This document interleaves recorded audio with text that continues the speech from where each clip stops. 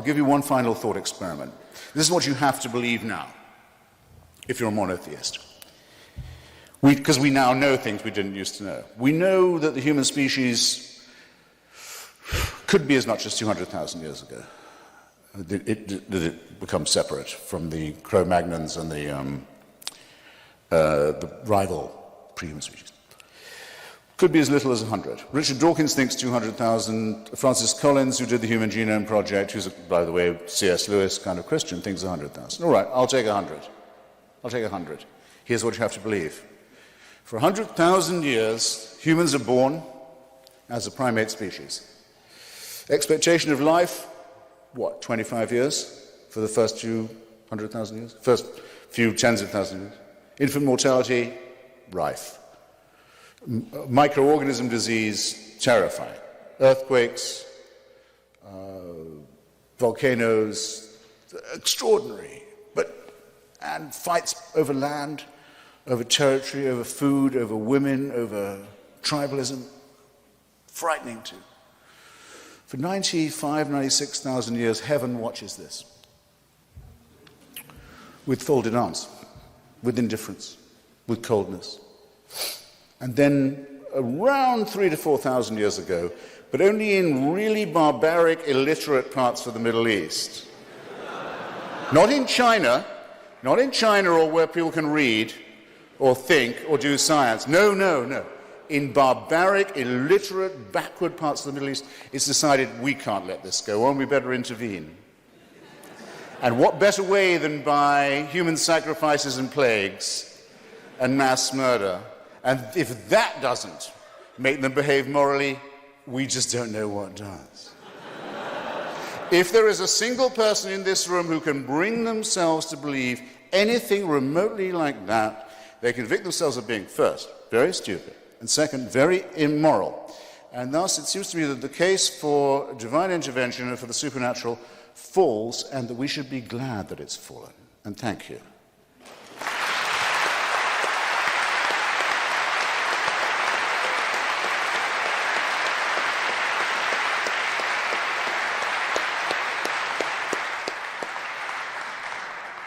Peter, 10 minutes.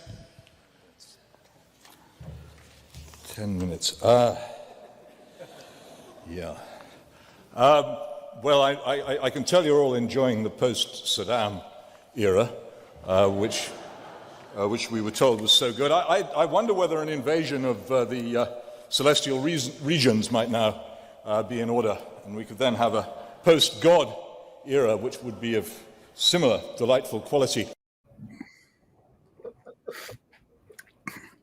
All right, let's give them an argument. I'm Ben Burgis. I'm joined by our trusted producer, Jake Abbott, and by a friend of show, academic podcaster, Mad About Town, Djene Bajalan. Lovely to be here, gentlemen. A little later on, well, at the end of the show, we're going to have Professor Jennifer Burgis for our philosophy segment, talk about some of Sam Harris's recent thoughts about the is-ought distinction. And in the post-game, we're going to be joined for patrons by our prodigal producer, Cale. But the main guest this evening is going to be Peter Hitchens, who you just saw at the end of that clip in a debate with his brother Christopher, his late brother Christopher. The interview with Peter was recorded a little while back. And it was a crossover with the popular show with David Slavic and James Smith, and we released it to patrons of both shows, and then they unlocked it, and we're unlocking it tonight. Fun conversation, I should say. Peter Hitchens is a good speaker. He's a good writer. He's thoughtful. He's interested. He's also like conservative to the point of lunacy. So we have a tweet that he had the other day about being told Happy New Year's. So the other very different Hitchens brother says, my response to the weird greeting, Happy New Year. Thank you, but I pay absolutely no attention to the New Year, an empty moment which I associate with the former USSR's failed attempt to abolish Christmas. Which is true. The USSR did emphasize New Year's more than Christmas, but I don't think they made up New Year's. I'm pretty sure people were celebrating that for a long time before the October Revolution. But, that gives you some sense of, again, very smart guy, very interesting guy. I was really happy to be able to talk to him, but it does give you some sense of Peter's politics. Yeah, I feel like there's some crossover with like the Reddit voice, like that feels like that would be a prime like 2012 Reddit post, you know what I mean? So it's kind of like coming back around. But I think that's an awesome tweet. I mean, it's the war on Christmas, the long war on Christmas. The long war on Christmas, yes. The long war on Christmas, and Peter Hitchens is digging himself in for this kind of trench warfare as people like you attempt to abolish Christmas, attempt to liquidate Father Christmas, and secularize everything. Although I would say, interestingly enough, in the Middle East, people celebrate New Year as a kind of pseudo Christmas because everybody wants. I mean, Christmas is so ubiquitous, but obviously in the Islamic world, it's not necessarily seen as a positive thing to be celebrating Christmas. So you have a kind of New Year sort of is celebrated by secular orientated elites as a kind of pseudo Christmas. So it's not only the Soviet Union, but also the Muslims who are attempting to launch the jihad on Christmas. Yeah, fair enough. I really don't know how many more years we'll be able to celebrate Christmas with two forces like that going against it. And of course, I think we have to point out that Christmas is a pagan holiday anyway, because it's the cultural appropriation of pagan winter solstice holidays. In Iran, they still celebrate it's not on Christmas Day. A few days before Christmas, they have Shab-i Yalda, which is the midwinter solstice. So of course, Christmas, if you're going to go super reactionary, Christmas is actually a pagan holiday. How about that? Yeah, I mean that's that. I mean, like if you want to be a really internally consistent fundamentalist, you end up landed in the place that the Jehovah's Witnesses and the Worldwide Church of God and a few others do, and come into exactly that conclusion. As somebody who's partially globalist descent, and also is and also an atheist, I very happily celebrate Christmas. But who did it? Christopher Hitchens, who's a huge Grinch about Christmas. He had a column about that. But a little bit after Christmas, this came out. This is Christopher Hitchens, what he got right, how he went wrong, and why he still matters. Note, as I think some people have not, the phrasing in the second part of the subtitle, it's not what he got right and what he got wrong. That's not that interesting. It's what he got right and how he went wrong. That, to me, is much more interesting. In other words, I think if you're in the year of our Lord 2022, and like you still think invading Iraq was a good idea, then I don't know, man. I can't help with that. I think you're just gone. So making the point that he was wrong about Iraq isn't interesting. Thinking, as I try to do in the second to last chapter of the book, about how he could start with a lot of premises that are in common with those of us on the anti-war socialist left who hate that position, as a very smart, very well-intentioned guy, and end up in that position, that to me is a lot more interesting. Yeah, I mean, I very much enjoyed your book. I think some of the reviews and some of the comments I've read on Twitter about your book do not seem to evidence that the people actually read the book, because I think there are two factions out there who are criticizing the book. There's a kind of gatekeeping left faction that is like, Christopher Hitchens was the fatwa was proclaimed. He was excommunicated from the left. Thus, we must never talk about him again or discuss any of his work, even though I still think some of his earlier journalistic works is important and stands up well. I think him critiquing the Clintons at a time where liberals were fawning over the Clintons is extremely important. I think some of the work that he did on Mother Teresa, yes, that's a very good book, was significant. And so I think it's an important, he's an important figure to discuss as a journalistic figure. He was a big figure, right? So there are people on the left who want to gatekeep and basically accuse anyone discussing Christopher Hitchens as being a crypto fascist or one of these like post-left freedom of speech lunatics, et cetera, et cetera. And then of course there is the new atheist team of Christopher Hitchens, whom I don't think they ever moved on from new atheism, which seems to me to have peaked at the tail end of the Bush administration. And those guys are kind of living in the past. I guess it's like the intellectual version of being an emo. So being an emo was kind of cool in the 2000s. And there's a bunch of like kids now who are like, I wish I was alive when the emos were around. I would have been such a great emo. So you've got like, you've got some nerds out there who are like, man, I should have been born in 1985, so I would have been there for the wave of new atheism. And my bros, new atheism, although understandable given the context of American politics, less so in Britain, but this was before the kind of Anglosphere culture war that we have today. You know, I only picked up on this stuff when I came to America for the first time in 2013. But yeah, like there's a lot of people living in that kind of era, and it's kind of lame.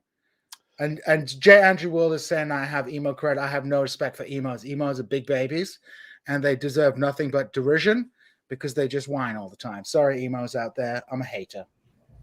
The 11-year-old still in me somewhere is getting pretty upset right now. But I remember when being emo like went out, you know, in between 7th and 8th grade, and that music became uncool, and I had to throw out my Good Charlotte and all those CDs. So it was a harsh moment. I was like, that's uncool. I thought it was cool. Like, what's going on here? Yeah, no, exactly. I mean, I think that new atheism made sense. I mean, it did make sense to me. I'm on, like, I have the social media receipts to prove that, like, in like 2008, I was saying things like, hey, I'm an atheist. I'm also a philosophy nerd, so I enjoy arguing about this stuff. But what the sort of new atheists are pushing, you know, like atheism as a kind of political movement makes no sense to me, because the fact that you share this, you know, abstract metaphysical belief, or really that you reject one, you know, is you know, tells you absolutely nothing about your politics, right? You know, that you know, because clearly that's a position that's held by lots of Marxists, and also, as I think I say at one point in the book, by, you know, some people who are, you know, neoconservatives who'd like to spread secular democracy to Iran with the 82nd Airborne, and, you know, and also by some people who are like libertarians who'd be happy to, you know, if we lived in a world where people were selling their organs for Bitcoin to afford rent. So that didn't really make sense to me, but that's a more abstract kind of critique, right? Like, I think the reason it made sense to a lot of people at the time is that that was a point where the culture war was just completely different than it is now, because, and the main reason is that the red team of the culture war, you know, in the years, and still it into, you know, early Obama, was thoroughly identified with like militant evangelical Christianity. You know, like it really wore it on its sleeve, and like the thing, you know, like liberals and liberal adjacent people, and, you know, sure, libertarians, but libertarians who are culturally on Team Blue, right, had, you know, their big accusation against Republicans in the Bush years wasn't, you know, these guys are racist. They might also think that, right? But like, it wasn't that nearly as much as it is now. It was, these guys are theocrats. You know, they want to, you know, ban abortion, put gay people back in the closet, and impose their religious beliefs on me. And so in light of that, I think it made sense to a lot of people to have that be something that really defined their sort of culture war political posture was militant atheism. I mean, this is why, like Family Guy, when they were doing, when they were doing the jokes where Brian would say, "Oh, I like Hillary Clinton," like they were also doing jokes where Brian meets one of his girlfriends because they're both reaching for Richard Dawkins' book, The God Delusion, at Barnes and Noble at the same time. Yeah. I mean, it was very much an attractive ideological constellation, especially to young people in the 2000s in that context, as you outlined. I mean, I wouldn't say I was a new atheist. I'm not as philosophically inclined as you, Ben, and my knowledge of sort of deep philosophical issues is relatively limited. But certainly I was in Turkey at that time, and this was a period in which reactionary Islamic nationalism was on the rise. And I too was, at least I would say, definitely kind of new atheist adjacent, although I never really liked some of the combative nature of new atheism, but also some of the critiques of religion as being, having a primary role in driving politics, certainly within particular contexts seemed very attractive to people who sort of came out of a milieu that was critical of religion and who were living within particular political contexts within which religious nationalism was becoming more and more powerful. And I think you're absolutely right. People don't remember, obviously, younger people don't remember, but this was the peak of evangelical Christian nationalism. And it was really their failure point, because it was, they seized political power, but were unable to parlay it into a victory in the culture war. And they just basically got ridiculed. But new atheism, really, as much as many of these new atheists have sort of transformed themselves into right-wing Trumpers, new atheism was ultimately a form of idpol in very much the way that liberal racial politics sort of separates the questions of racial inequity from material conditions and posits it as pure idealism. New atheism severed the fundamental connection between the material institutions of religious propagation and this abstract idea of religion. And in my older age, I'm like, really don't care what people believe. Sort of my general belief system is like, I don't care what sort of metaphysics you have. I'm more interested in your politics. Obviously, for someone like yourself, Ben, having a debate over does God exist and what are the philosophical arguments people use, that's something that you find interesting because you're a philosopher. But in terms of having broader applicability in sort of the political struggle, I don't find it particularly relevant, and I'm not interested in propagating atheism. I do a podcast with a Christian and a Muslim. I'm in full disclosure, right? I mean, I always this is actually very convenient for me because it always allows me to clarify my position on this stuff very quickly. That like whenever I do some sort of public discussion that has anything to do with those sorts of issues. Does God exist? Is religion the basis of morality? Which is the kind of thing I do sometimes because, as you say, I find philosophy interesting. I always have. But whatever I do, I always try to do a little, throat clearing at the beginning about exactly what you just said. That politically, I couldn't care less about your metaphysical beliefs as long as you don't want to impose your religious beliefs on me. We're good. And I feel much more kinship, with the Christian left, that I do with, the libertarian right. This secular libertarian right, and the my sort of way, excuse for making that point very quickly is is I always like list off a couple of progressive Christians that I like, which would include Jennifer Burgis, right? That I mean, possibly an even closer connection than doing a podcast with somebody who's been married to them. I don't know about that, but okay. Yeah, fair enough. So I think what you're saying about idealism, and I really like that analogy with racial liberalism, is really important. And this is something I get into extensively in the book, because Christopher Hitchens, interestingly enough, we're about to watch a clip of him talking about a related subject, but Christopher Hitchens would sometimes in the final years of his life describe himself as a very conservative Marxist, by which he meant Like he no longer was attached to socialism as a sort of active political project. He kind of thought that was off the table historically, but he always said, he still believed in Marxism as a theory of history. And one of the things I spent a lot of time giving him a hard time about in the book is, and one of the reasons that some of those reviews by new atheist dead enders that you're referring to don't like the book, because even on subjects that are where I'm broadly on the right side, right? I mean, I do criticize him a good bit, broadly on the same side. But one of the things I give him a hard time about with regard to new atheism is exactly that if you believe, as Hitchens claimed to the bitter end, it's some sort of materialist theory of history, then it doesn't make any sense to view religion per se as the sort of causal force behind all of the things that the new atheist wanted to blame it for, right? Like certainly, for example, Christianity was the justifying ideology of medieval feudalism, but in a world where Constantine hadn't converted to Christianity and it had some other belief system, whatever the justified ideology of the feudal mode of production was, it certainly wouldn't have been anything that remotely resembles the kind of nice pluralistic, modern secular liberalism that somebody like Christopher Hitchens liked, or whatever that I like. I like it better when it sort of deepens into socialism, but I certainly like that a whole lot more than I like feudalism. But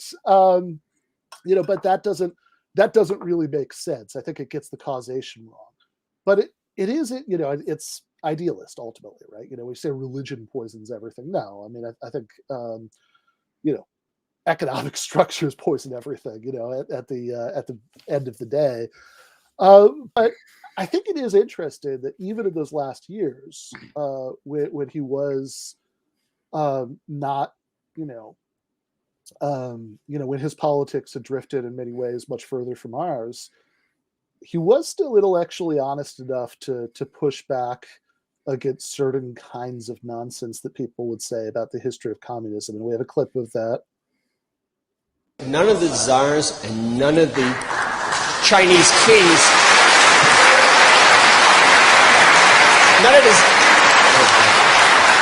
By the way, the Russian Orthodox Church always stayed with Stalin. Always stayed with Stalin. But they never killed 30% of their population. Who didn't? The Russians never killed 30% of the population before the communists took over. 20 or 30%. No czar ever did that. No Christian czar ever did any killing on anyone. Well, no, excuse me. They started the First World War. They started the pogroms. They brought the protocols of the Elders of Zion that was imported by Tsarist secret policemen to National Socialist Christian gangsters in Europe. How much do you think the export of Russian Orthodox anti-Semitism cost us in point of lives and war? And have you ever counted up what happened to the wars that Tsarism started and carried on, and the persecutions, and the famines, and the tortures, and the starvation, and the people who just died of neglect? Come on. You want to do this accounting? I'm here. I'm really here for you.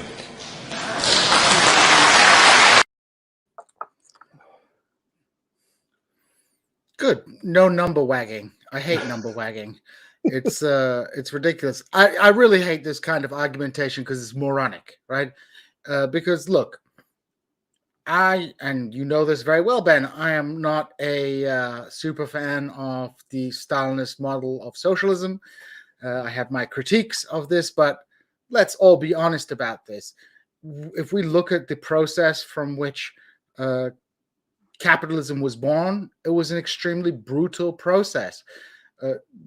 Not only was it extremely damaging to the populations of those countries which went through an industrial revolution, through neglect, as Hitchens mentioned there, through the dislocation and destruction of traditional orders of economic activity and how that affected people, but also look at the balance sheet of European colonialism around the world. So yes, of course, we can be critical of the Stalinist or the Maoist political project, but that criticism is utterly frankly, in certain respects, pales compared to the criticisms that can be leveled against the global capitalist system and the immense human suffering, the genocides, the brutal economic exploitation, the deindustrialization of the Indian subcontinent. It's, utterly hypocritical. I'll give you a good example. People will might criticize Lenin for the famine that broke out in 1921, right? And it's like, well, Lenin might have redistributed the land to the peasants, but they all starved to death. Well, A, that country was in civil war. And B, you're the same person who wants to praise Thomas Jefferson for announcing liberty to the entire world while basing the United States experiment on forced labor camps across large parts of this country. So, everybody can be critiqued, but let's do this accounting honestly. And I appreciate Hitchens for doing, at least maintaining a kind of level of intellectual honesty, whereby the communist experiments, for all their problems and failures, and they did ultimately fail, were hardly sui generis when it comes to brutalities and human cost being imposed on people. If you try and industrialize in 5 years, you're going to condense the violence of the Industrial Revolution into 5 years. Which is why, by the way, I think spent a lot of time thinking about Trotskyism, while writing the book, and I think that it's a tradition I have a lot of affection for, and I think got really important things right in the 20th century. But also, I think that like Trotsky sort of thought you could do both, and that you could have like restored workers' democracy at the same time as you had that kind of rapid industrialization and collectivization, that, socialist primitive accumulation.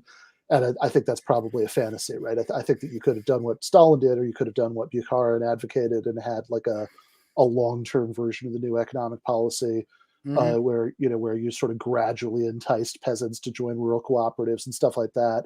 And I think that could have worked, but I'm not necessarily convinced that what the left opposition was advocating would have made sense. But I want to play. Well, just on that point, I want to plug something.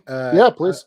On This Is Revolution, Cuba, Deep State Cuba has actually just done a video on this topic, and it's coming out tonight.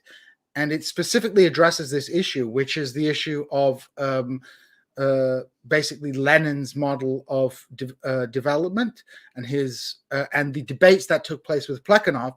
And Plekhanov predicted this because he said, "Look, we're going to have if we have a socialist revolution in Russia, and that revolution is isolated, then the process of capitalism and the creation of capitalism will fall upon the socialists, and they will get discredited because the brutal force being needed to industrialize would basically tarnish the socialist movement," which actually proved quite prophetic, even though Lenin's out was a perfectly reasonable one to see Russia as part of a global revolution. That didn't happen. And Plekhanov's scenario of Incan industrialization, where you have the socialists taking over the apparatus of a feudal state and then having to engage in policies which brutalize the population in order to shift from feudalism to capitalism, is, that prediction turned out to be true. And I would say there's a very good book by Paxton about this called Unlearning Marx. Steve Paxton has an interesting book, Unlearning Marx, which I would definitely recommend people take a look at, because it discusses precisely this issue. Yeah, absolutely. I like Steve a lot. So this clip that we just watched is actually a really important one for the genesis of the book. So we did a segment on TMBS. We're after when it was all on Zoom, during the pandemic. Michael was sort of pushing, like, because he knew that that I was interested in Hitchens, doing like Hitch throwback clips after the debunks. And so that clip that we just did is one that we watched there. This is actually kind of important for the genesis of the book. So I think we have a clip of that segment where we started off by talking about that video. This is not at all early Hitch. This is actually very late Hitch, right? But even so, right, he's made his big turn to the right, right? This is not, this is not at all the best version of Hitchens. But even then, he knew enough that he could not stand to listen to this bullshit about how, communism is when Russia became bad. Everything was fine before that, right? He couldn't take it, right? In fact, and what this reminded me of is I recently went back and looked at this super interesting falling out debate, that Hitch had in 2002 with his friend, the novelist Martin Amis. Amos had put out a book about Stalin called Koba the Dread, which was a very basically like a short summary of the book would be like, oh my God, Stalin is bad. How come nobody knows that?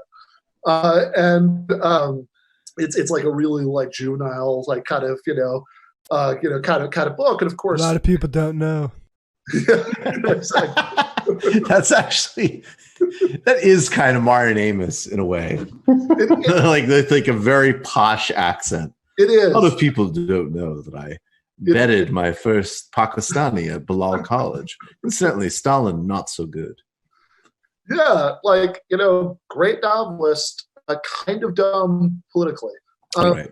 And and then Hitchens wrote this book review, right, about Koba the Dread, where he trashed Amos, in particular for making this moral equation between Bolshevism, and it's and then eventually Stalinism and fascism and Nazism, and he says this is absurd, right? He brought the point that if the 1905 revolution in Russia had succeeded, so in other words, Russia wasn't going into revolution after years of undergoing one of the most brutal experiences that any country had in World War I, right? Then all the bloodshed and everything that resulted from that, then it's reasonable to think that the way things played out after that would have been different. And then of course Amos took issue with that and wrote Hitchens this open letter. And then Hitchens responded with this piece in The Guardian. I just want to quote a paragraph from, and the piece is entitled "Don't Be Silly." And every time we play one of these things or talk about it, even though it's been so long since I read him, but I did read him a lot when I was a kid. It's hysterical. I see the influence. Anyways, go ahead. Yep. Don't be silly. Yes. That's amazing. All right, go ahead. Yep. So this paragraph, he says, Bolshevism, some exemplary people and causes could not be said to be quite decided on the question of Bolshevism, the only revolution that had ever defeated its enemies. There was an element of power worship here, and I'm quite prepared to concede, and those involved, including myself, are obliged to subject themselves to self-criticism. But your attempted syllogism invites a direct comparison with Hitlerism and levels the suggestion of moral equivalence to the Nazis at, say, the many hard left types who worked for Dr. Martin Luther King. My provisional critique of this ahistorical reasoning would fit into 3 short italicized sentences. Don't be silly. That's good.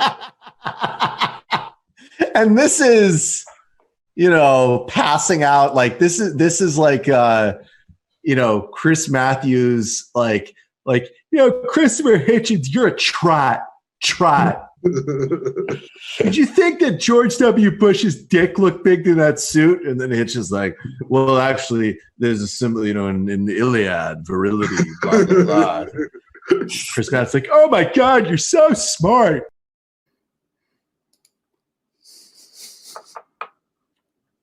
And so we did that segment on what to say. Let's see. Well, whatever it was. Oh yeah, it was April 14th, 2020 is when we did that segment, and which I realized because I was looking at this earlier today And the first time it sort of crossed my mind to write this book was right after that. I found found the social media receipt for that April 15th, 2020. Seriously thinking of writing a book about Christopher Hitchens. I read and appreciated Richard Seymour's Unhitched, The Trial of Christopher Hitchens, a few years ago, but it's very different from the kind of book I have in mind, which will obviously be written from a hard left perspective, from very unsympathetic to his post 9/11 political positions, with at least as much an appreciation of his virtues as a critique of his flaws. I think enough time has passed at this point. There might be more space for that kind of treatment of what he got wrong, right, what he got right, wrong, and why he's still interested. So there you go. Michael's Chris Matthews impression was really his most underrated impression, because I also think it was his best. Because not only did he get the cadence correct, he also got the kind of things that Chris Matthews would say absolutely correct. Also, fun fact, I went to university with Martin Amos's son, Jake. He was a perfectly lovely guy, actually. He was a very, very, very nice guy. Did an MA in Middle Eastern Studies. I think he works for the British Civil Service now. I don't know, but he was a perfectly nice guy. Nice. Yeah, actually, and I really should say, I mean, I actually have really enjoyed some of the Martin Amis novels that I've read. He is there we go, Time Zero, sure. I've never read it, but I have it on the bookshelf, so I thought I'd. I should read it. Yeah. And the Pregnant Widow, that one's funny. And it has a very thinly disguised version of Christopher Hitchens as a minor character in it, as Amos's older brother, actually, for whatever kind of psychoanalytic anything you want to read into that one. But yeah, Amos is a good novelist, but he really is kind of an idiot when he starts writing about history and politics. But at least he did a good job raising his son. So there you go. And I should say too, that Richard Seymour comparison has been brought up a few times, and interestingly enough, he wrote this piece on his Substack back in November, where he said all right, here's the quote. I'm interested in the renewed interest in Christopher Hitchens, specifically the interest coming from the left, of which Ben Burgis's new book is the occasion. I'm glad to see the Burgisian salvaging operation. And then, referring to his own book, he says, that the sort of prosecutorial style of it, was probably a flaw in retrospect. He says the book was a labor of love, hate, and it would have been better for it to be overt in its anguished ambivalence, which is not a combination of words I would have used. It's very British, but is sort of the sentiment, behind mine, that there's somebody I still find interesting and have very mixed feelings about, and I wanted to have a chance to kind of work those out and think about it, and think about some of these like really interesting debates and polemics that he was involved with. So yeah, really happy that this thing is out in the world. People can get it from any of the usual book places, Amazon or Barnes & Noble or whatever, but Red Emma's is a worker-owned bookstore that has, that's a good point. Seymour's book is kind of the book that Hitchens would have written on himself, if he'd been attacking himself. But yeah, I think, so Red Emma's worker cooperative bookstore, redemmas.org. You can order it from there. Also, I should say, I've got like a couple of boxes of these things sitting around since I've been, hoping to do some book events, and had a couple things planned actually before Omicron hit and lots of places stopped doing in-person events. So I have also been, sticking signed copies in the mail for anybody who wants to just, Venmo me the cover price and a few bucks for shipping. So I'm happy to keep doing that until I run out of these. Otherwise, please order it from Red Emma's.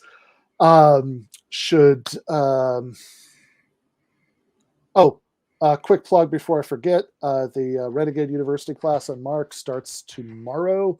So that's the I've joked sort of the buddy cop movie of a Marx class with Thaddeus Russell, since obviously I'm a fan of Marx and Thad not so much. He's a postmodernist and has all sorts of criticisms of Marx on all sorts of subjects, but he's also a smart guy, and I trust him to co-teach a thoughtful class.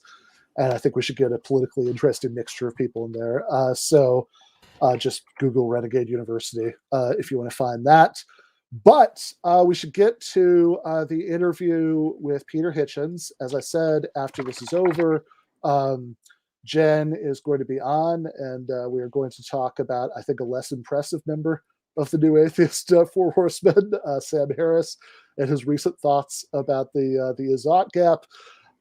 But first, the other Hitchens brother, who saw him in the cold open, which I think is a good flavor of the debates that he had with his brother. The fact that those guys are brothers is kind of hilarious in some ways. I think that Peter I saw the guys at the Popular Show referred to this as a debate, and it's really not that. It's an interview where some of our many areas of strong disagreement are mentioned, and sort of lightly touched on, and a few barbs are exchanged, but really it's just an interview. It's very friendly. Peter is a very genteel guy, and also I think legitimately one of the smartest conservatives I can think of, and certainly one of the best writers. Like, I try to force myself to read a couple of conservative books every year just to kind of keep myself honest and keep track of what they're saying, and sort of for debunking purposes, and usually it's fucking painful. Like, I read all of the Ben Shapiro book, The Right Side of History, and it's just it's like a lump of something nasty in my throat from the prose. Whereas Peter Hitchens, I mean, his worldview is very, very alien to me. But like his book, The Rage Against God, that I read actually while I was writing the book about his brother, is actually an interesting book, and I actually kind of enjoyed it as a book. All right, thanks, Djene. Thank you so much.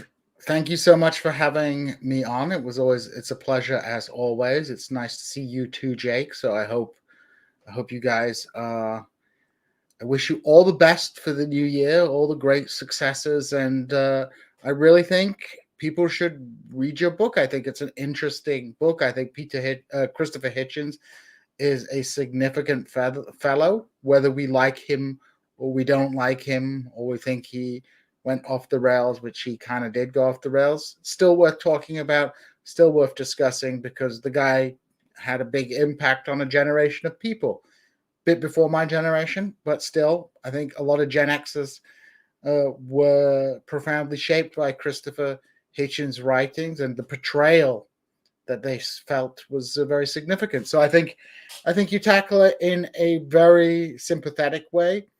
And of course, that's going to get criticism from certain more moralistic factions of the left. But, haters are going to hate, right? Yeah, haters going to hate. All right. Appreciate it, Djene. These are some of Gene's last days in the United States of freedom before he flies over to Great Britain. So we appreciate that he's spending some of them here. Well, hopefully I will be able to come back to America after all of this. But yes, I will be taking a trip to the old country, which should be exciting. I haven't seen Britain for 3 years now, so I wonder what exciting changes have taken place. I hear the supermarkets are lacking certain products, but we are now free from the tyrannical reign of Brussels. And now we have our own indigenous autocracy, which, it's better to be under the Boris boot than under the Brussels boot. Right? Yeah. We can all be must be better in some way. All right. Appreciate that, Djene. So Peter Hitchens interview, again, you can see me and James and also David Slavic of the Popular Show. On screen, you can hear Peter's disembodied voice since he's not using video. But it's good stuff. And as soon as it is over, we'll be back with Jen. What's up, James? Perhaps I'll start off by pointing to something that Ben says in the new book and seeing if Peter wants to comment. So Ben's book starts with the argument that the Bernie Sanders left was so put off Christopher over Iraq that when 2016 came along, it failed to make use of the Clinton and Henry Kissinger books that Christopher had written when it really needed them. Peter, you had a long-running and voluminous critique of blairism in your work. So sort of around the same time that Christopher was launching his critique of Clintonism, I wondered if you saw any kinship there. Not really. I was always puzzled by exactly what drove his passion against Clinton, since so very many things about the Clinton administration were the fulfillment of what the cultural, moral, sexual, political, educational left had wanted to happen, and indeed were happening in the capital city of the United States. And it was always a bit of a mystery to me how we occasionally found ourselves on the same side in thinking that Clinton wasn't really as nice as he looked. So I have to say I never fully understood that. I've tried to understand quite a lot of the differences which I had with him and the differences which he had with some of the left, and I think I've got somewhere with that. But the virulent hostility towards the Clintons was always a bit of a bafflement and remains one, and I'd be glad if anybody could explain it to me. Well, I mean, you kind of listed off a bunch of adjectives there: cultural, educational, sexual, but certainly one that wasn't on that list was economic. And in that regard, Bill Clinton ran in 1992. He said he's going to end welfare as we know it, and he did. He implemented welfare reform in 1996, which a certain section of Christopher's book on Clinton, No One Left to Lie To, is spent with a pretty savage description of the of what he saw as the brutal consequences of that and that example. So it does maybe make more sense to me that somebody who, maybe at that point was still just barely a socialist, but certainly came from that background, would see something, very unappealing in Clintonism. Well, maybe, but the thing about Christopher that seems to me to be very striking, which few people pay much attention to, is how generally totally uninterested he was in domestic policy. Really didn't drive him in the way that foreign policy did. And I no doubt there were things to be said about the Clinton welfare policy, and it's easy to attack it, but I would never have thought that he would have put that at the head of his list of reasons for being so hostile to Clinton. And it wasn't something apart from that, the chapter that you mentioned, I don't recall him raising it very often, if at all, as a reason for being so hostile. There was something else going on there. Yeah, I mean, so just to stick with, you said he's uninterested in domestic policy, and I don't think so. No. I see what you mean, but I mean, I think that it does seem, we can talk also about, his foreign policy critique of Clinton in that book, but also one thing on domestic policy that I think, he might have been more interested in than economics. He wrote a fair amount about it in the late 90s. Was the death penalty, which it seems like he had a very strong moral opposition to. He did debates about. He wrote for The Nation, and so I think that when Bill Clinton was running for president and he actually personally oversaw the execution of Billy Ray Rector, who supposedly was so mentally incapacitated that he was that he wanted to save some of his last meal for later. It does make some sense to me that that would be in both of these things. It's really hard, isn't it, to reconcile these as major creators of passionate disagreement with his later decision to hobnob with the George W. Bush White House. Oh, I agree with that. Yes, both the death penalty and welfare reform were not exactly things that they were that they took a liberal view on, unless my memory is playing me false. No, I mean, they certainly did not. I think the welfare looking stuff. for a consistent pattern. I mean, it's not. I've always found that the left-wing opposition to the death penalty fades away when it comes to killing lots of people. If you are executing one person for individual crime, everyone gets terribly exercised about it. But when you start executing or killing lots of your political opponents, that's okay. So I've always thought it as a bit of a pose in any case. But so I wanted to. I did want to interject just for a moment. I just wanted to say that you can see that most apparently when it comes to trans exclusionary radical feminists, where you'll see a lot of people who are very much against the death penalty who say kill all TERFs. Sure. So this is the type of ripe categories that I think that Christopher would have been all over. We're getting into some So well, it's interesting though, isn't it? I mean, it's the things which appear to be principles on the left. I wrote a book once in which I went into the Dennis Noel Pritt, the very famous left-wing, indeed communist fellow traveling lawyer in interwar Britain. And he was terrifically strong in his opposition to death penalty in the British criminal justice system. But he also defended the Moscow trials, many of which I seem to recall ended with the death penalty. So it is a very curious selective view of the matter. Yeah. I would tend to lay it to one side. As I say, if these were the reasons why he couldn't stand Bill Clinton, why didn't they keep him away from George W. Bush?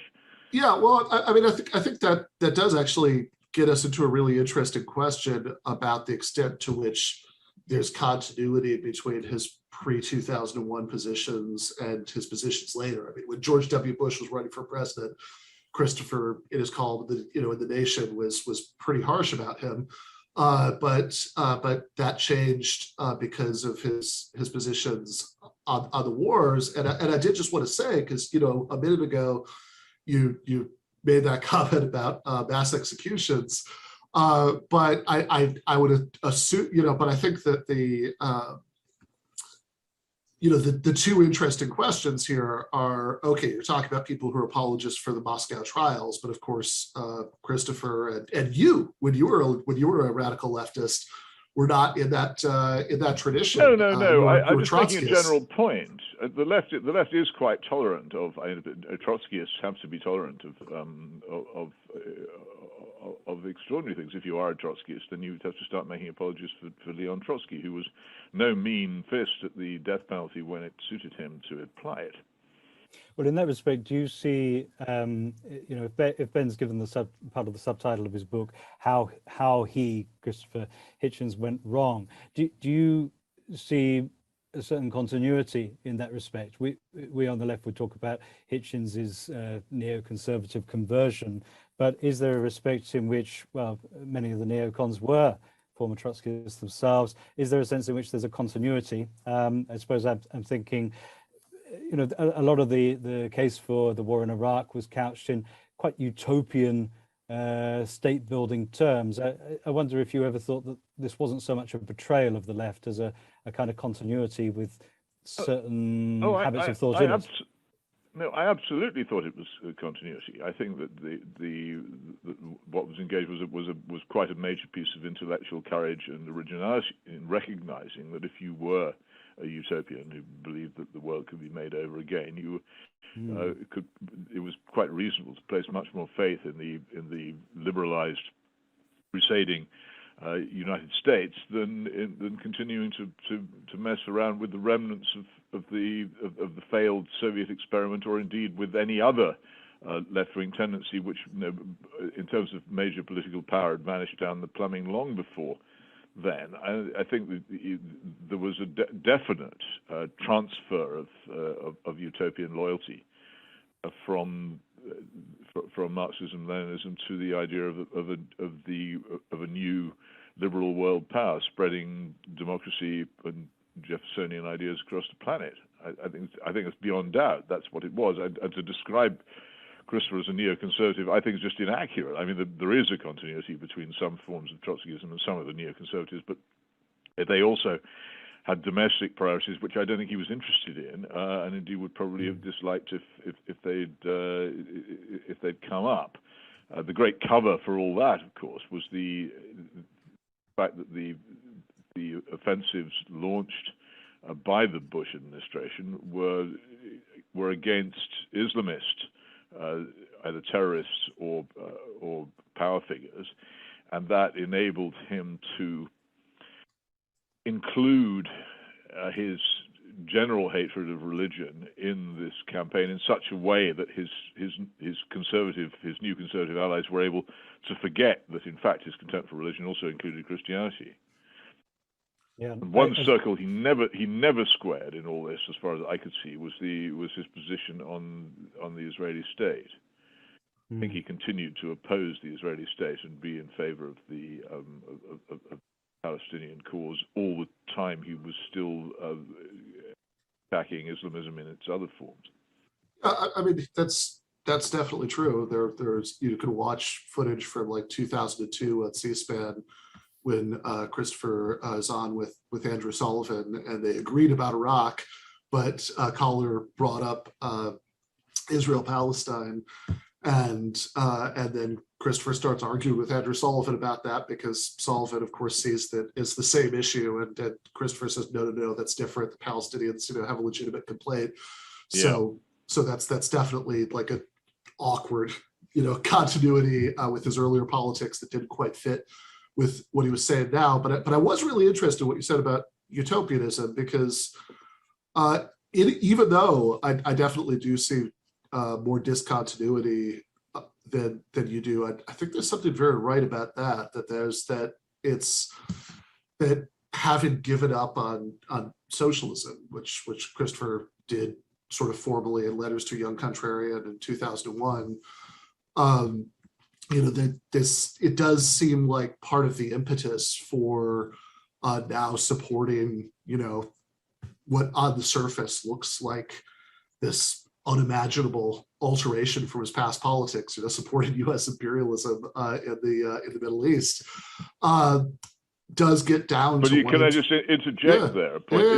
He would have said, and I would agree with him, that what happened in Iraq was not imperialism. In fact, had it been imperialism, people such as I would have had a much tougher job in opposing it. If the United States said, right, well, we're going to Iraq, we're going to overthrow Saddam Hussein, we're going to rule that part of the world ourselves directly as an empire, and we'll stay there for as long as we have breath in our bodies to do so, then I would have said, well, that would be an enterprise which you could consider as something it might conceivably be worth supporting from a conservative point of view, though I have to say I'm not very keen on it, but it would have had a conservative nature, but it was never imperialism. It was an intervention which was plainly stated from the start to be temporary, which was supposed to bring a new form of life, a new form of politics to that part of the world, after which the United States would leave. So it's not imperial. The imperialism of the United States consists in its very, very tight control over the 48 contiguous states, Hawaii and Alaska, which is an empire in itself. But anything beyond that tends to me to be a political intervention in other people's countries, which is not imperialism and shouldn't be confused with it. Yeah, I mean, interestingly enough, that I don't think it was quite his line on it. There's in fact, I think if I'm remembering right, in your debate with him in Grand Rapids in 2008, there's a moment where in the Q&A, at the end of that, a questioner says, basically, at this point, would you admit that America's venture in Iraq was imperial? And rather than denying that it was, he says, okay, sure, it was. And I think part of this is semantic, right? About how we're going to use the word imperial. But he says, no, it was. But the United States was also an empire when it did, and he listed off all these things the United States had done to support Saddam Hussein in the past. And he said, so it's not, the difference is just now it's using this imperial might on what he would regard as the right side, which I think takes us back to your point about, what you call that transfer of utopian ambitions, which is that I think in the absence of a sort of continued belief in the viability of international socialism, he wanted to at least spread in his mind democratic revolution, to these countries. And, what I would regard as the tragic mistake is seeing, like the 82nd Airborne as a potential vehicle for democratic transformation, which I think never really made very much sense.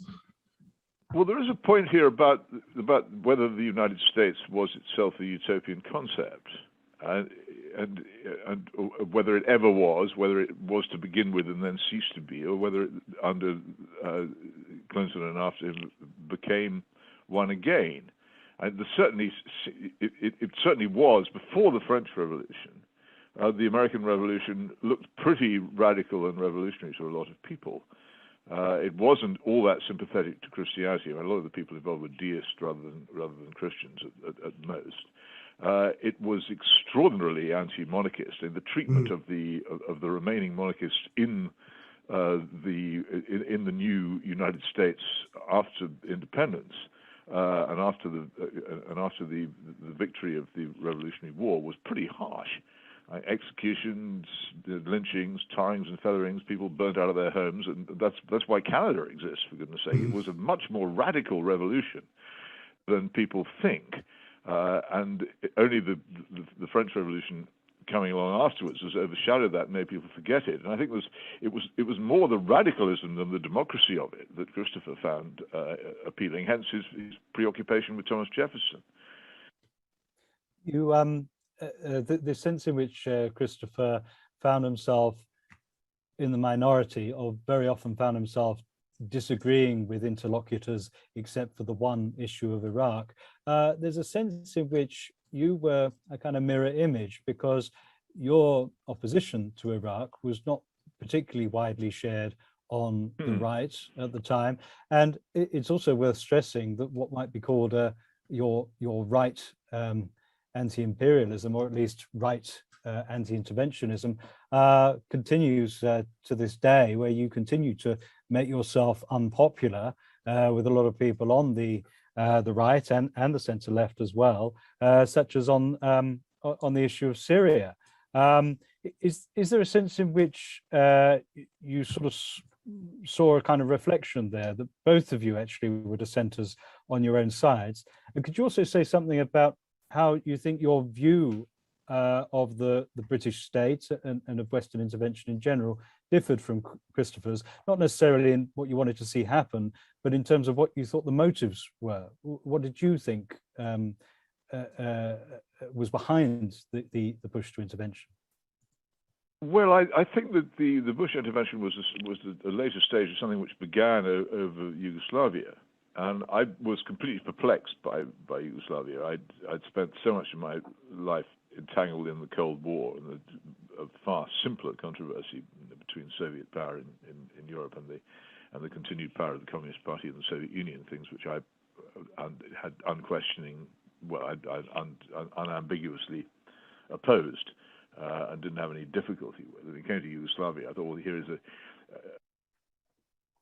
sometimes you get a war of the good against the good, but what I seemed to be seeing in Yugoslavia as a war of the bad against the bad, in which it was almost impossible to take any sides at all. It took me ages to puzzle out what I thought was going on, and I'm still waiting for a decent history of it, which might enable us to understand it. But it was the Kosovo intervention when I felt very strongly that the British public were being manipulated into a war in which they had no national interest whatsoever.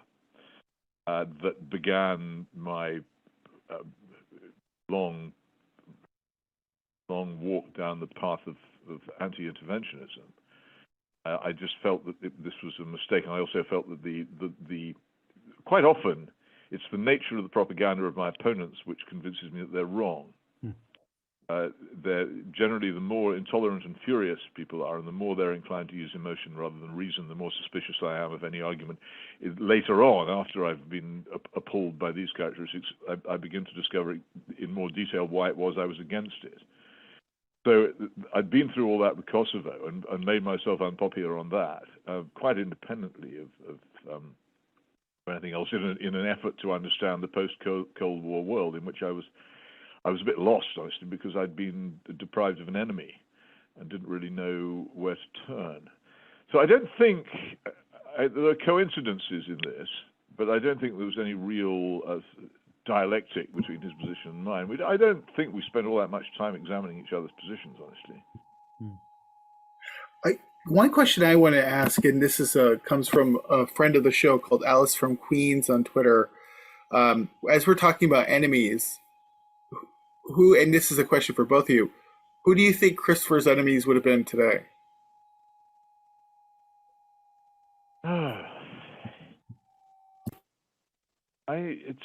It's the world is so utterly transformed in so many confusing ways, and I don't know whether the outcome of the events in Iraq, which seems to me to have become so definitively would have allowed him to continue to hold the positions which he held to the end. To 10 years now, almost died. I don't know whether he might actually have come to some revision, not over the belief in intervention, but over the general belief in intervention, but over his particular support for the Iraq events. I don't know whether that would have changed, for instance. I think his hostility towards religious belief would have continued, and I think in many ways that is the key position which he probably held from the age of about 11 till the day he died, utterly consistently and without alteration. That would have continued. The enemies or opponents on that would have remained. But 10 years is an awful long time, and in this case, a very intense period in which all kinds of things which might have appeared 10 years ago to be one thing now definitely look like another. And for one thing, you can definitely credit him. His mind was always alive. So difficult to speculate, but quite possibly some surprising developments. Yeah, I mean, I think that both of those sound right to me. That that the anti-theism would have maintained whatever else did or didn't.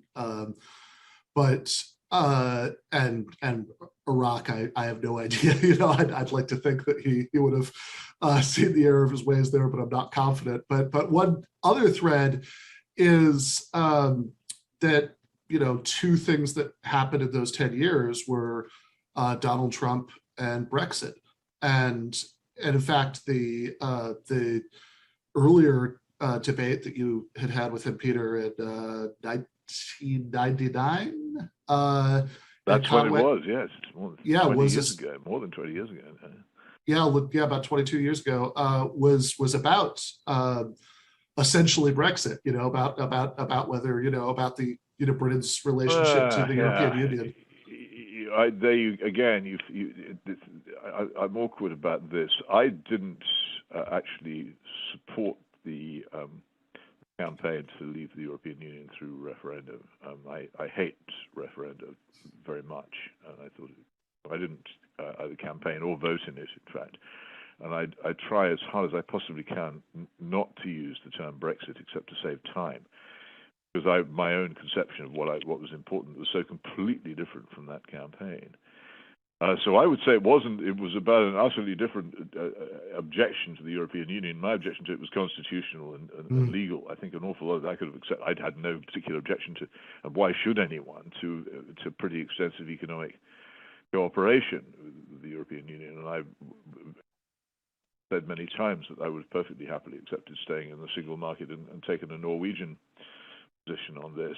What I was worried about was particularly English law, and the whole political tradition going back to Magna Carta and the Bill of Rights being forced out of existence. Because if you've got however many countries it is in the European Union now which take a Roman law and view of things, and one country, or in fact two, because the Republic of Ireland has a very English legal heritage, taking the common law and Magna Carta approach, then ultimately it'll be the minority which has to give in, and that's what I fundamentally feel. It would change the nature of our whole political and legal state, and that was what I objected to most of all.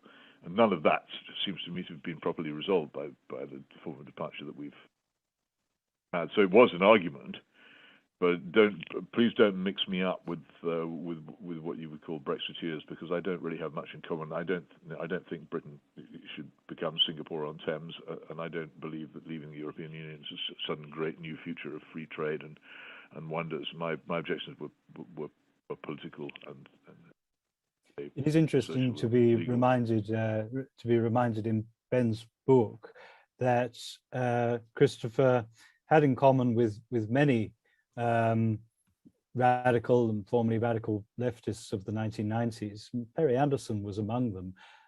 He did more or less take the belief that the European Union should be trusted to secure a sort of social liberalism that democracy couldn't be trusted to. Yeah, I mean, completely. Yeah, when in our Trotskyist years, there was a big debate in the International Socialists back in what must have been the early 70s, in which the tendency which said the European Union was not a capitalist ramp but a progressive movement was more or less endorsed. That's what we thought. That it was seen. And I've always thought this is fascinating that Daniel Cohn-Bendit, the man at the heart of the 1968 events in Paris, became in time one of the people at the heart of the European project. The two are hugely connected. That a lot of people on the continent and indeed in Britain saw the European Union as a vehicle of cultural, moral revolution, and also, of course, of the dissolution of the nation state, something which a huge number of radicals regard as a reactionary relic and something to be done away with. And there it was, this fantastic vehicle. Still is. I suppose I meant by this that actually this is Iraq wasn't the only major error on Christopher's part that the left today needs to deal with or reconcile itself to. It was the way in which actually the left pretty much wholesale signed up to a principle that it just did not trust the people, did not trust national sovereignty, and was happy to hand that power over to Europe. I think that's really something that's an attitude that needs to change. And well, I know they maybe so, but the left doesn't have a very good record on trusting the people, does it? I mean, who's surrounded the Constituent Assembly with bayonets in 1917? That's not what they do. Well, I mean, I would argue that democratic institutions throughout Europe were to a very great extent a result of left-wing and social democratic and socialist agitation, to expand the franchise, to sort of get rid of remnants of the Ancien regime. But I'll give you the Constituent Assembly. Those of us who think that liberty is more important than democracy would point out that the European Parliament, so-called, I think only English-speaking people call it that, but the European Parliament, so-called, doesn't have an opposition. Yeah. I think that the fact that people have votes doesn't necessarily mean they get freedom. Yeah. I think that like Nigel Farage had done, and I'm not like, how can I say this? Like, I'm on the left, and you know this, but I think Nigel Farage, when he was in Parliament, the European Parliament, was one of the funnier commentators in history, in that he pointed out, John Paul Juncker the Drunker was like a mess. I mean, it was one of the funnier things ever, and I think he borrowed from your brother in a bit, to be honest. Well, I can't begin. That, I'm afraid, makes my mind boggle so much that I'll have to go and lie down after this. The idea of putting that Nigel Farage and my late brother had anything in common at all had never previously occurred to me, and I'm going to have to try very hard to. Yeah, I mean, I have to say, one of the things that, there is a scenario, I mean, going back to Alice's question, that I don't particularly, relish. I would have actually found it a little depressing if it had happened, but where you could imagine Christopher having a reaction to some of these events, Brexit, the election of Donald Trump, that would be, consonant roughly with what, the United States context would think of as a resistance lib, as I mean, you can imagine him, for example, having the same reaction to, like the sort of reaction that he reported having to 9/11 about everything that he loved coming into contact with everything he hated. I think it's not difficult to imagine him having that reaction to something like January 6th. Hillary Clinton would have been a block to him supporting Trump, though, presumably. That is the problem, isn't denouncing Trump, I think. Yeah. And that is the problem. But I think the difficulty with assessing how anybody would respond to Donald Trump is which Donald Trump. The man was so fantastically inconsistent in both domestic and foreign policy. I think the only consistent position he had was a general hostility, I think, to free trade. But beyond that, his zigzagging and veering was such that I don't think anybody could really have anybody serious could ever have formed any position of consistent support or opposition to him as a politician. You could dislike him and see him as ludicrous as a person and as a head of state, but as a politician, what was there to fasten on which you could produce a consistent critique of, other than that's not a train I want to get on, thank you very much, because it looks to me as if it's going to run off the rails. I wonder if we could get on to the question of atheism. I don't really see much of a place for atheism in the younger left that has emerged since the Bernie Sanders and Corbyn projects, and there might be reasons for that. In chapter 2 of Ben's book, it feels, Ben, like you're having the debate about religion that you wish you could have had with Christopher Hitchens. Actually, that's how I read the critique of Christopher's position there. But Peter, what is your recollection of the so-called new atheist sort of phase that your brother's work gave such a kind of contribution to? And the second part of the question is, was it in any way good for Christianity? And was therefore the kind of decline of the fashion for new atheism bad? I mean, I'm struck that, in this COVID period, I see no kind of public function of religion, despite this huge kind of visibility of death. What was new atheism good for Christianity? Oh, I think it was immensely good, because a lot of people, and I am one of them, are much happier defending religious belief from its attackers than they are actually trying to proselytize religious belief itself. In fact, I wouldn't even want to do that. But it gave the Christian religion and its supporters a very good opportunity to make coherent defenses of their position, and it gave them a lot of publicity among people who possibly hadn't thought about it before. So probably, obviously it benefited the publishing industry hugely, but probably I think over the whole period of the anti-theist spasm, I would think it probably benefited the Christian churches quite a bit, and the Christian religion and its supporters, by giving them more prominence and allowing them to state the coherence of their position in a way that people had previously been rather bored by, I think. Yeah, that's interesting. And as you point out, I think that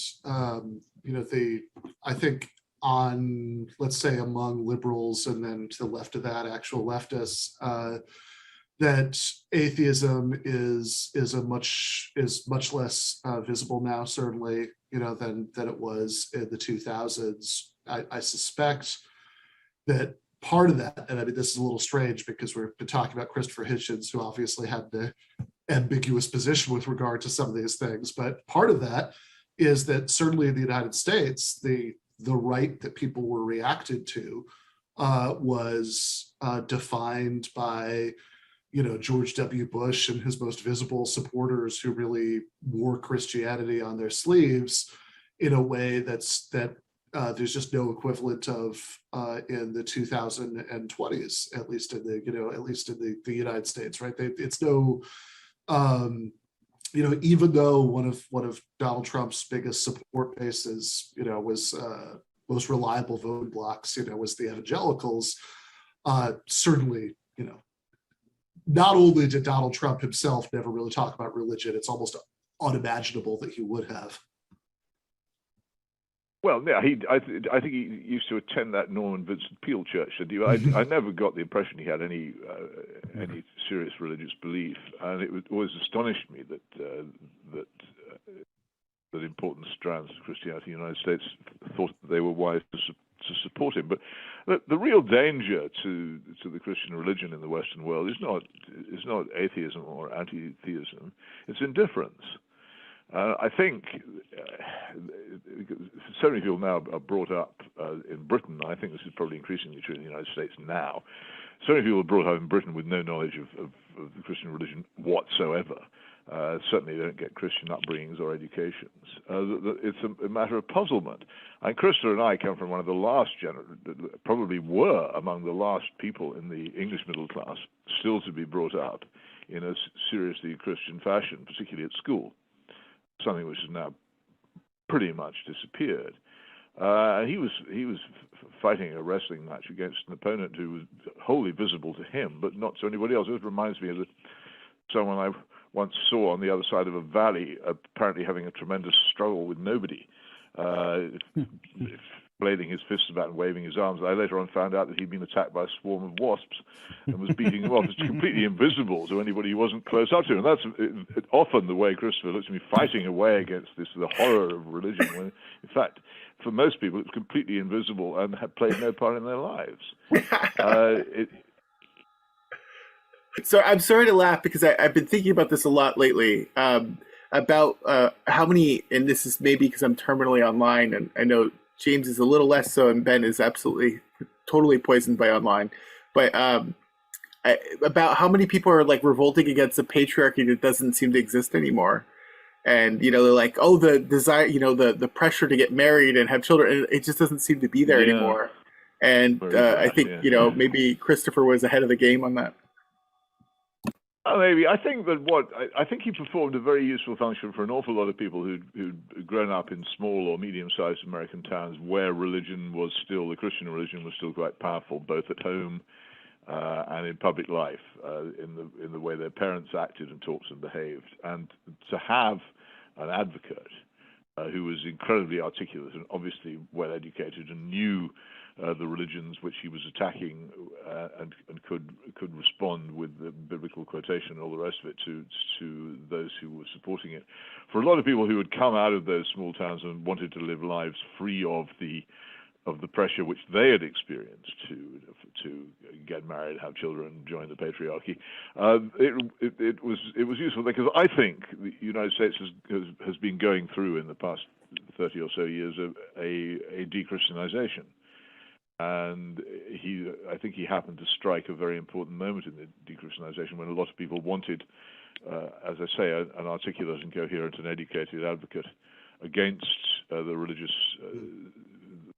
figures who dominated their lives up till then.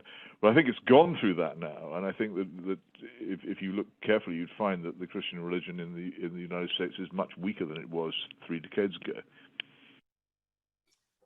Ben's book is addressed to a younger left who, if they do know anything about Christopher Hitchens, it's derived from the enormous currency that clips from his public debates have on YouTube, and perhaps very little knowledge of his career or indeed his writings. Peter, what do you think people, we're 10 years on from his death, what do you feel that people get wrong about about Christopher Hitchens, or maybe what did they get wrong while he was alive? Well, it's not they get it wrong. It's they see only one facet of something much more interesting. I think that he could be a superb debater. Not always, but he could be. that I think that what will survive is the writing. In fact, not so much the books as the great quantity of essays and reviews, which people will look back on in 20, 30, 40 years' time if we're able to do that and say this was really good. I thought was notable. I went to his memorial event in New York City. Quite a lot of the people present were obviously what I would start as fans rather than readers, and they'd come along because they'd seen him on YouTube or some other televisual medium or been to a debate. And quite a lot of the event was of people reading out from his work. And those of us who knew him and had known him for a long time, this was familiar to us, but to a lot of them, they heard jokes which I have to confess I might have heard once or twice before, and they laughed at them as if they were new because they had not read him. They'd only seen him.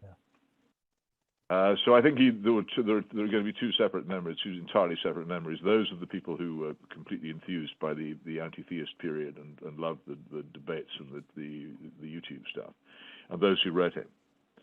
And I have a feeling that, say, the written material will last longer and will maybe even have a resurgence, whereas the YouTube stuff will, as I think it inevitably does, will fade. Yeah, I mean, I think that certainly, you talked about his books, but then also the essays and reviews, and one thing that on sort of a non-ideological level, I think is really striking. Reading some of that now is just the sort of indication in the decline of standards in a lot of media that Christopher Hitchens wrote for Slate.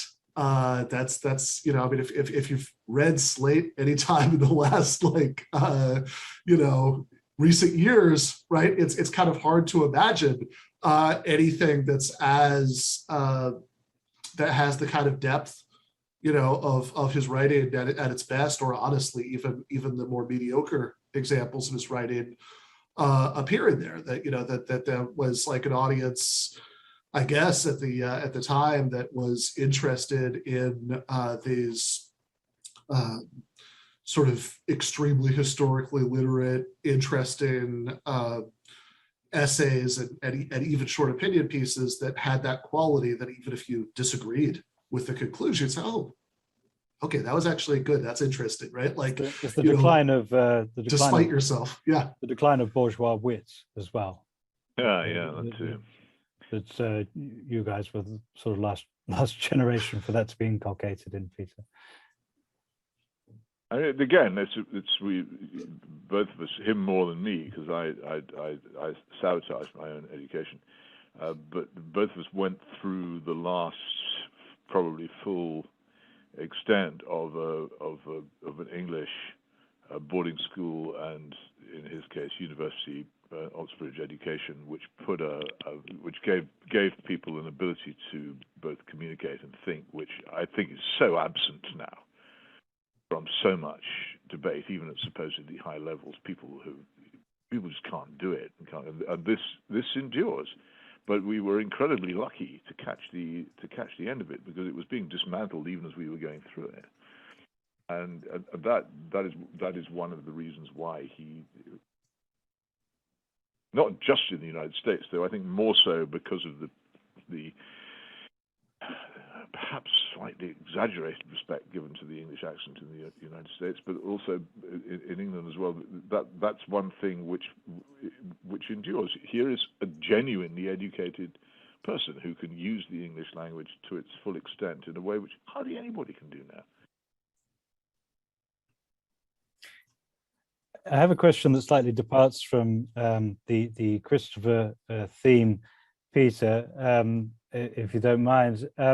We've just come out of the conference season in UK politics, and a lot of the coverage of the Labour conference has been a sort of blast from the past in applauding Keir Starmer for supposedly making the Labour Party fall in love with Tony Blair again.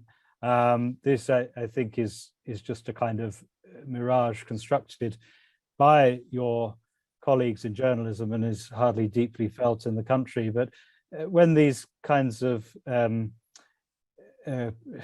returns or readdressing of the legacy of Blairism, when this sort of thing comes around, do you ever feel like you're having to kind of do your work again? How do you see that legacy that you? Oh well, I gave up any hope of making any impact on the national mind a long time ago. People want to believe what they want to believe, and if it doesn't fit the facts, then to hell with the facts. But Blairism, whatever it was, and this we could have a whole other discussion on, has now been wholly absorbed by and adopted by the Conservative Party, which is one of the reasons why the Labour Party no longer has anything to do. It abandoned being what it was and became Blairite, and then Blairism was taken over much more effectively by much richer and cleverer people, and so they're left being the second Blairite party and the poorer Blairite party, and the Blairite party which has absolutely no MPs left in Scotland, which used to keep it going, and is therefore, unless some extraordinary cataclysm happens, politically finished. So that's that for me. But you've just raised in my mind the extraordinary thing, which again has always puzzled me. How could Christopher, who could see through most phonies at 1,000 yards, how could he be so captivated by the Blair creature? And he was. They got on. It's really, it astonishes me. This nullity. A man who didn't understand even the movement he led or most of the speeches he made could have got past the scrutiny, but he did, and it just goes to show. I mean, I've made terrible mistakes in my own life, but I've never made the mistake of not being able to see through Anthony Charles Linton Blair. What was the relationship actually like? Sorry? What was the relationship between Christopher and Blair? I think they were on quite good terms, and you remember that the strange Toronto debate. This was not a debate between people who didn't get on with each other. He occasionally he chided me for being lacking in enthusiasm for the person he and I both referred to as Anthony. Yeah, right. So he did the debate at Toronto with Tony Blair on is Christianity good for the world, or is religion good for the world? Maybe I think it was the second one, which is, I mean, it is striking because I mean, in the stuff that, you know, if you watch Christopher talking about Blair, the rare occasions that he did in 1999 or 2000, you know, he certainly didn't hate him or anything, but you know, but it was always a sort of vague like implication that he didn't think much of him. Whereas certainly by the time that debate happens, you know, in 2009 or 10, maybe I'm not, or 10, I think. It was quite late on. Yeah. By the time that, yeah, I mean, he you know, was bald from the chemo, but by the time it happened, you know, he said in the debate, right? I mean, they were debating religion, but you know, there were a couple of comments where he's like, "Oh, you know, but I do think you're a great statesman," or you know, something like that, yeah. which is kind of revolting to watch. You know, that's you know, Tony Blair is a great statesman, and all I can think is that you know, is because Christopher was so wrapped up in these positions on Afghanistan and Iraq, which he you know, which of course, because so many of his old comrades were horrified by them, he you know, was that much more defensive about, you know, being able to point to somebody who's at least in the you know, the head of a historically nominally sort of social democratic party, you know, who's one of the major, you know, ringleaders, you know, must have been good for his position. Although I'm also curious, because your description that, you know, Blairism was being taken up by the Tories is sort of an inversion of certainly what we on the left often think, you know, about Thatcherism and the Labour Party. In fact, what Margaret Thatcher herself is supposed to have said, right? You know, what was your greatest accomplishment? New Labour. Well, it's just supposed to. Yeah, maybe so, but that's another long and complicated discussion, and one of the many reasons why I'm not a Thatcherite. But I have to jump in there, Peter. My favorite moment that I quote all the time, if you come up from the last interview we did, is where I said something similar, and you replied, "But I suppose you think Margaret Thatcher was a conservative," which well, there is that too. Yes. There was your first mistake. But yeah, no, there were other things. I remember him writing somewhere in praise of him for his Europeanness as well. I think that his critical faculties could be absolutely savage, but sometimes were just suspended. And it's the thing we all have to guard against. I mean, I try and make a rule. I never to admire any person. You can admire an action. But people will almost always let you down. But I think he just let his guard down with Blair. And if you can't stand Clinton, then why would you like Blair? It seems to me, and if Clinton as well came round over the Yugoslav thing, he came round to intervention.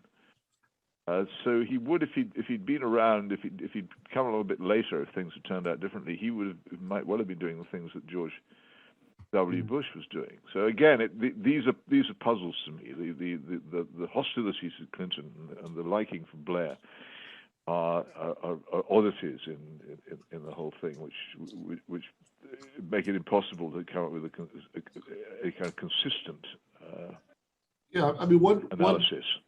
One difference, it seems to me, maybe with Clinton and Blair is that actually, when did Tony Blair become prime minister? I know it was like the late 90s. We don't have a president. I said prime minister. Prime minister in 1997. Yeah, but it's a good mistake because I think he thought he was president. Yeah. And I think a lot of other people thought he was president too, but he wasn't. But yeah, no, 1997. Yeah, so that after running a campaign which is basically a counterfeit of the Clinton campaign. And right. The song was "Things Can Only Get Better" instead of "Can't Stop Thinking About Tomorrow," but otherwise it was pretty much identical. Yeah, and cut and paste. It seems like one difference between his reactions to those two cases, besides the fact that he was in the United States and more focused on America than British politics, but one difference between the two cases might be that the Clinton years were a transitional period in his views on foreign policy, that for the most part, he had been anti-interventionist before Bosnia, that there was one previous exception, but for the most part, right, he had interventionist views until the wars in the former Yugoslavia, started to change his mind about that. And so I think, I mean, as you point out, I think you're right that on foreign policy, ultimately the difference between, Clintonite and Christopher's foreign policy views didn't end up being that great, but because it was in that transitional period, you still find things like Christopher really harshly attacking the wag the dog bombings of Sudan and Afghanistan. Yeah, but these are really by comparison with the shift towards intervention in former Yugoslavia. These are small. The other thing which would puzzle me, because I see this as enormous in the other direction, Clinton's intervention in Ireland was an absolutely enormous political event, both in the United States and in Britain, in a direction which I think Christopher would normally have approved of very strongly, and yet it didn't. And of course, it was also something in which Blair was deeply involved, and yet it didn't seem to alter the case at all. It just nags the inconsistency. A man who took his positions and who liked Blair and disliked Clinton, it's just strange. Do you feel like you understand him less now, Peter? I'm comparing the tone you take in debate. Never claimed to understand him. I wasn't ever trying to do that.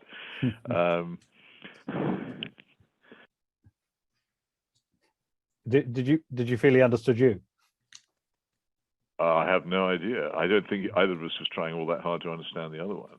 I do remember in our childhoods we were competing over a very small area of territory, which both of us thought the other one had too much of.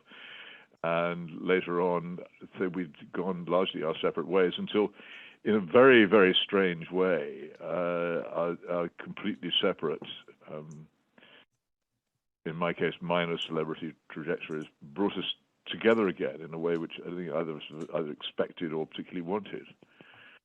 There's a line in The Importance of Being Earnest that no man ever mentions his brother. The subject seems to be distasteful to most men. Well, maybe I wouldn't put it like that. It's just that to say we were, as I did once say, we had totally different tastes, pleasures. We lived for a large part of our lives in different continents. If we hadn't been brothers, we'd never have met. So it's a fascinating experience to have, to be pushed into the company of somebody totally different from you, as it were, willy-nilly, and to be compelled to pay some attention to them. But it is extremely strange. Well, Peter, we can't thank you enough for sharing your reflections and ongoing interrogations of your brother's positions. And I think this is really going to be a very valuable view as Ben's book seeks to reignite debates about Christopher Hitchens' legacy on the left. All right, so we are going to go to the post game for patrons in a few minutes. What's up? But meanwhile, here's Jen. What is up, my homies?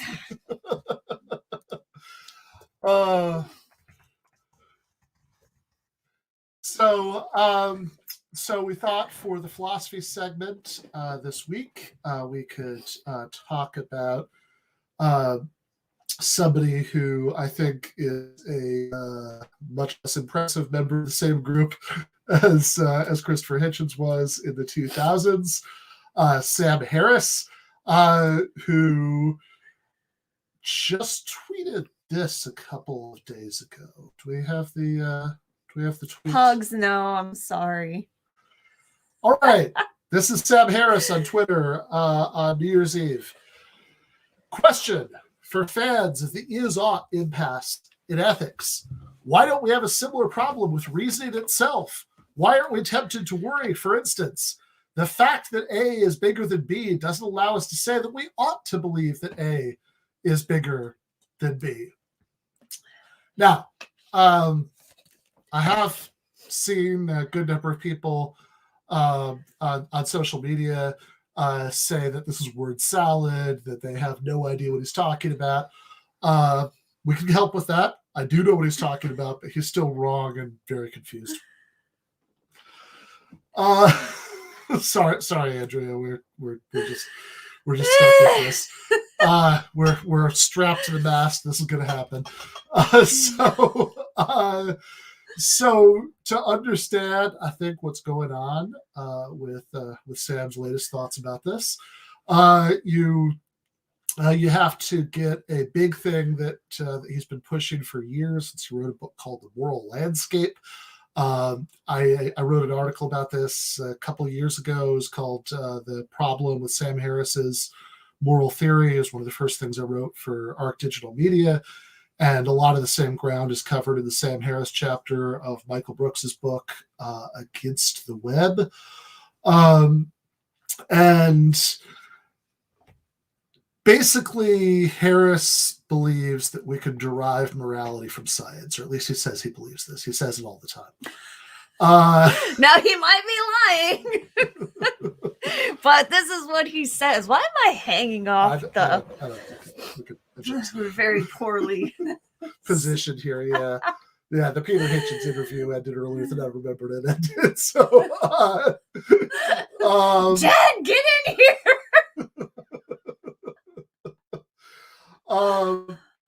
All right. So the reason I say at least he says he thinks that isn't that I think he's lying.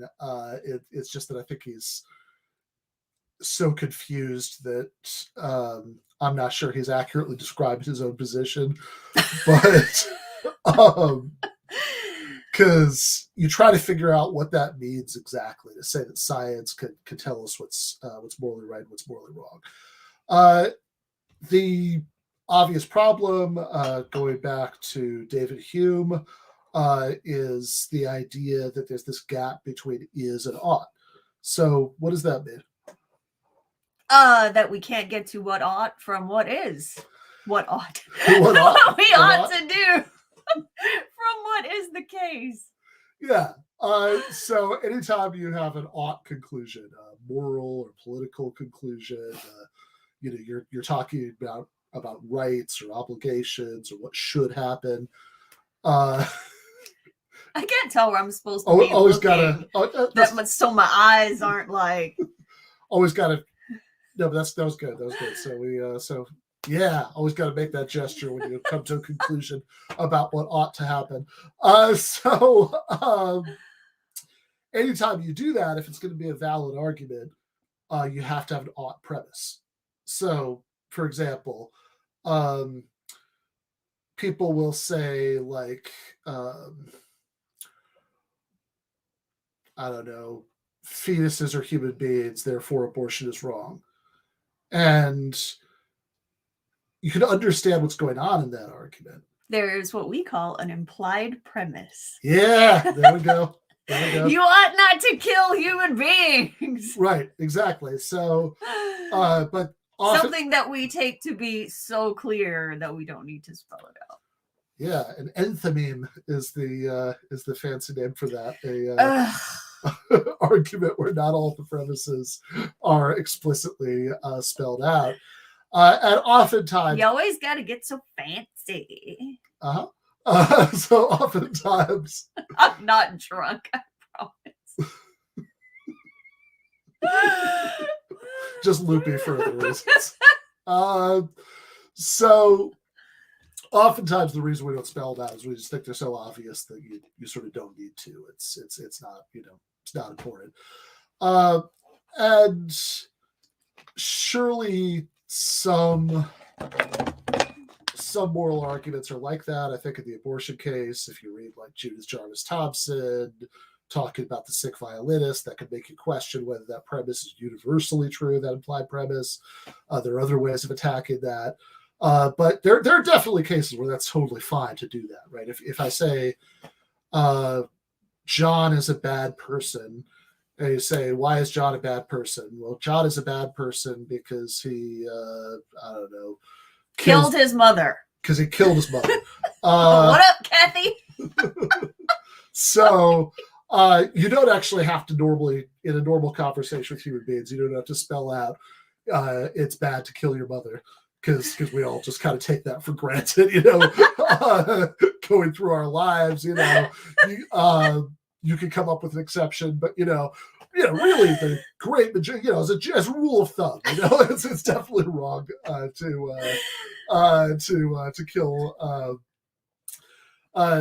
kill your mother. But the problem is that I think when Harris talks about this, right, he says, "Oh, there's no is ought gap." Well, why not? Well, he'll say things like, "Well, we can just know from experience that certain things are bad, and so you could just generalize from that." Like he says, if you put your hand on a hot stove, that sucks. This is a direct quote from Sam Harris that's quoted in that article, and it's a little unclear whether he just means it like subjectively sucks for you, or it's objectively bad. But I think the kind of basic confusion that he has about this is that the sense in which he thinks you can get an ought from it is a sense that nobody's actually denied. So, in other words, once you figure out what your like moral goals are, then empirical information, maybe from science, can certainly tell us things about how to get there. Like if you say, I don't know, like it's really morally important that we reduce poverty, then you can, social science can tell you, well, these are the things that have worked or haven't worked in the past, and so that can help tell you what to do. But that's only because you've already got a should go into the premise, and so that by itself doesn't really, the science isn't telling you what's good or bad. It's just telling you how to achieve the things that you already think are good. So when Harris talks about this, another of his examples that he likes is about health. So he says, well, health is a branch of science, right? And the same way people say, Harris is basically utilitarian. He certainly seems to reason like one when he's reasoning about morality. Like, he says at one point at the end of Faith that it would be acceptable hypothetically to do a preemptive nuclear strike if there was a if there was an Islamic fundamentalist nation that was on the verge of getting a nuclear bomb, and so that's a pretty extreme utilitarian bullet to bite, right? That you can intentionally kill millions and millions of people in order to prevent something worse possibly from happening later. So he thinks that's just obviously right. And so similarly, he says, yeah, you could question whether utilitarianism, he doesn't use the word, I think, to describe his view, but that's clearly his view, whether utilitarianism is right. But, that doesn't mean that science can't tell us what's right and wrong, because health is a science, and you could question, well, is living longer really, really healthy? Maybe the healthy thing is to live, a shorter life or whatever. People could say silly things like that, but we can put that. I have fatal gangrene. I'm just as well off as you are. Yeah, but we don't. And so we have a science of health. Therefore, that says, here are the things you ought to do to be healthy. So there's no is-ought distinction. How does that argument strike you? Pretty bad. I mean, I don't know what else you want me to say. It's pretty bad. Yeah. I mean, I think what is missing there is that medicine is a science, but if we're talking about what counts as healthy, then I don't know, maybe there are actual philosophical issues there that you can't settle with science. That, that certainly there was a point in the past when the DSM included homosexuality as a psychiatric disorder, and I don't think that was taken out primarily because we got a bunch of new empirical scientific information about the causes of homosexuality or anything like that. It was more a normative issue, like, we no longer think this is bad, right? So we're no longer interested in trying to stop people, from having same-sex attraction. And that seems like more of a political victory, for the gay rights movement than anything one way or the other about psychiatry as a science. So it could be there are philosophical issues about what counts as healthy, but yeah, for the most part, we think that the guy with fatal gangrene isn't as healthy as the 25-year-old marathon runner, who doesn't have any serious medical conditions. But so you basically, I've obviously just described myself, taking no questions on that one. So, yeah, drink up there, bud. So, in this tweet, if you forgot the full brilliance of it, let's get it again. Question for fans of the is-on impasse in ethics. Why don't we have a similar problem with reason itself? We aren't tempted to worry, for example, that the fact, well, basically that something is true is a reason to believe it. And I think that there are a couple of ways you could push back against this or explain what's wrong with this. One of them that I've seen some people who are like friends from like grad school friends, philosophy friends do is say, well, actually, those people are annoying. There are all of these, philosophical questions about, about when you should, when you ought to believe something, and what if something is true but you don't have any evidence for it, or what if something's true but you just don't care very much about it? Do we have an epistemic obligation to sit around all day forming true beliefs about every blade of grass, in the lawn?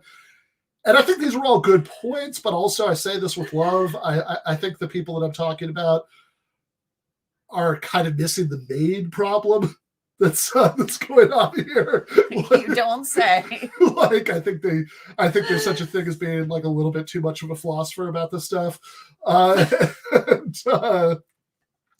which is, okay. It's not technically 100% true that full stop, no qualifications, you should believe true things for all the reasons we just said. But like, these are all like caveats and nuances, and basically we all think that you should try to believe true stuff and not believe false stuff. Yeah, sure. If you're into that, right? Sure.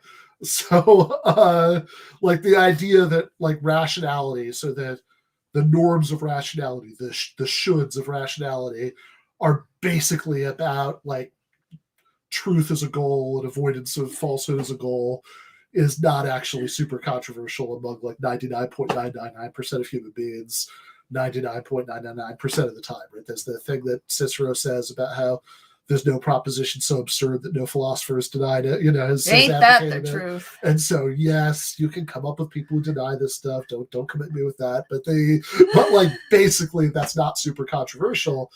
But the mistake Harris is making is he says, well, look, we could just help ourselves to this fact that something is true, being a reason that we should believe it. So therefore we can get oughts from is's. And I think what he's missing is that you're still using an ought premise there. It's just unstated because it's not very interested.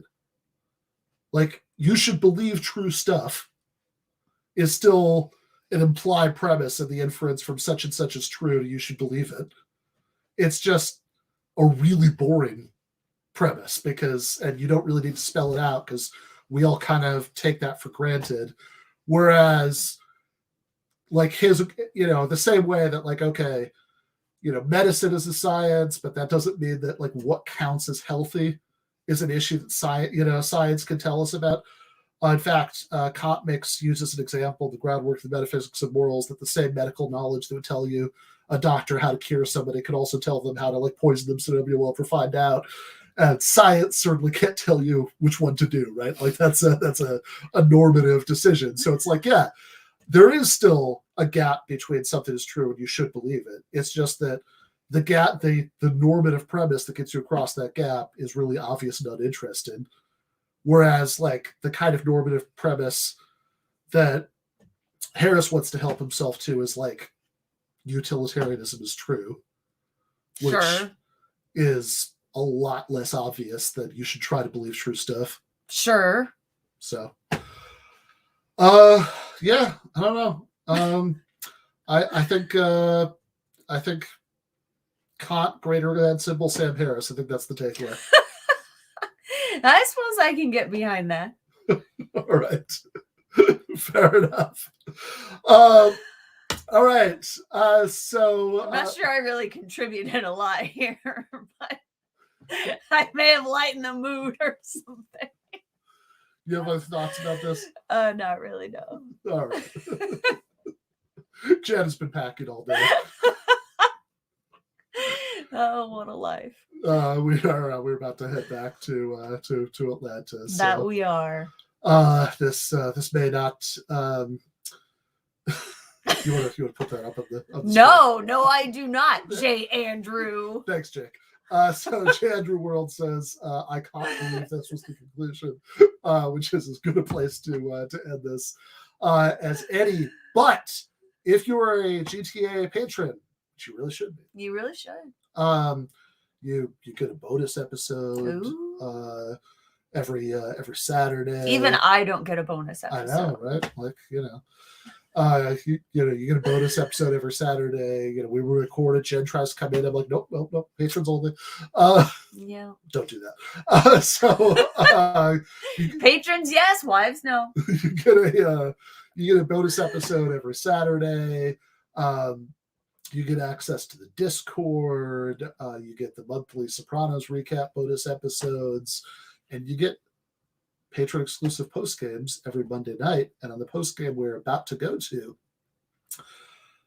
Cale Brooks, our prodigal producer, he's back. Woo, Cale! So you're gonna want to tune in for that. Oh, Team Snoopy forever. Left is best.